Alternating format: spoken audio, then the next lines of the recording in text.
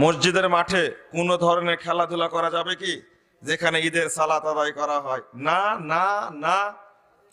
খেলতে খেলতে মাঠে সেজদা দেওয়া এটা ঠিক না। খেলার কোনো কৃতজ্ঞতা নাই, এটা একটা বেদাত চালু হয়েছে। যেখানে ঈদের সালাত হয় এখানে খেলাধুলা করা যাবে না, খেলার মাঠ বানানো যাবে না, এটা খুব সাবধান। এটা খেলার মাঠ বানানো যাবে না। আমার স্ত্রীর নিকট যে পরিমাণ স্বর্ণালঙ্কার আছে তাতে স্ত্রীর উপর যাকাত দেওয়া ফরজ হবে। স্ত্রী মরছে, এখন স্ত্রীর ফরজকৃত যাকাত কে আদায় করিবে? তার স্বামী নাকি স্ত্রী নিজেই? এই মহিলাকে বিপদে ফেলার কি দরকার বলেন দেখি? হ্যাঁ,